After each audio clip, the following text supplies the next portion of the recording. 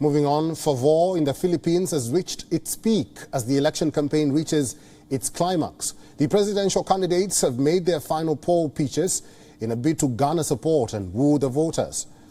The May 9th election is being seen as one of the most consequential in the archipelago's history, a potentially make or break for the young democracy. The island nation will decide who will take over from President Rodrigo Duterte for the next 6 years. The 67.5 million eligible voters are casting their ballots for choosing the next president, vice president, 12 senators, 300 lower house legislators, and about 18,000 officials across 7,600 islands, including mayors, governors, and their deputies. For years, Filipino nationalism and the electoral politics have long been associated with the colors red, blue, and yellow. The colors define parties, candidates, allies, enemies, and territories. This year, the opinion polls say it is a red-green coalition wave. Its frontrunner is Ferdinand Marcos Jr. Marcos Jr. is the son and namesake of former Philippines dictator Ferdinand Marcos, who was overthrown in a 1986 people power uprising. A former governor, congressman, and senator, Marcos is a political heavyweight from a family with deep pockets and powerful connections. Marcos Jr. has picked red as his campaign color. Red benefits from its strong links to Filipino nationalism. Together, he is campaigning with Sara Duterte, the former Davao mayor and daughter of the outgoing president. She is eyeing the post of the vice president. The Marcos Duterte camp is campaigning with red and green colors. Sara Duterte abandoned her father's use of red in the 2016 polls, opting for green instead. Experts say red and green opposites on the color wheel are targeting different geographical terrains, with Marcos campaigning in the north and Duterte in the south. Critics say Marcos winning the presidency is the Marcos family's endgame in whitewashing its past and changing narratives of authoritarianism, plunder, and opulent living. Marcos Jr. has also been unabashed in praising his late father for what he calls a genius leadership. His campaign message is unity and steering the nation out of an economic meltdown caused by the pandemic. He has also promised to create employment. Ferdinand Marcos Jr. held his final campaign rally in Manila on Saturday. During his final poll pitch, Marcos Jr. said that by voting for him, the country was choosing development.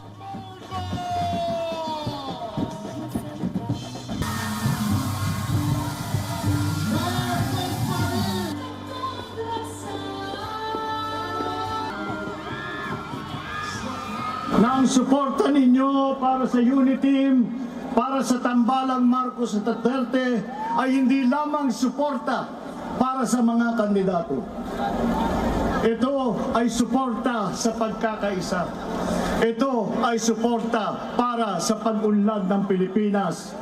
Ito ay suporta sa magandang kinabukasan.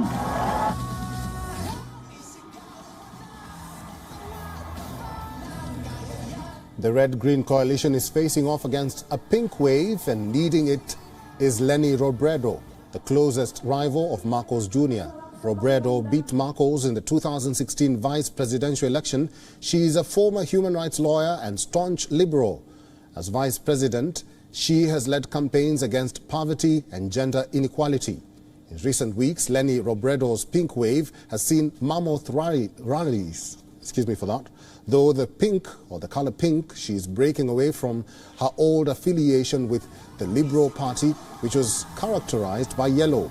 Robredo has clearly defined her mission, which is to unite the opposition and the dissenting voices against sitting President Duterte. Her campaigns have focused on ending corruption, bringing greater rights to women, better governance, and end to a culture of violence.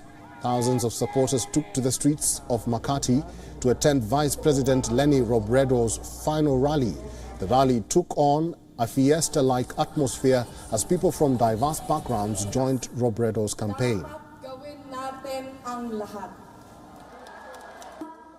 Kaya maraming salamat sa inyong lahat dahil sinabayan ninyo akong ipaglaban ang ating bansa. Simula pa lang, mulat na tayo. Ang laban na ito, hindi tungkol sa iisang tao o kandidato. Bihikulo lang ako ng pag-ibig na sumasaklaw sa bawat Pilipino. There are other candidates too, including Manila Mayor Francisco Isko Moreno Domagoso, retired boxing champion Manny Pacquiao, and Panfilo Lacson, a former police chief. They, however, have consistently trailed in the polls. The contest has clearly become a two-way race between Ferdinand Marcos Jr. and Leni Robredo. Marcos Jr. has been a clear leader in all opinion polls this year. Marcos, the frontrunner, has been leading surveys with 56% support. Robredo is in second place with 23% support. Vote buying, political violence, and occasional glitches with the EVMs, or the electoral voter machines, have been common problems in the Philippines elections. However, critics say fraud on the level that would cast doubts on credibility of polls or their outcome is very unlikely. As the candidates wrap up campaigning this week ahead of the May 9th elections, it remains to be seen whether Philippine politics will accommodate pink or will it be the typical red, blue and yellow.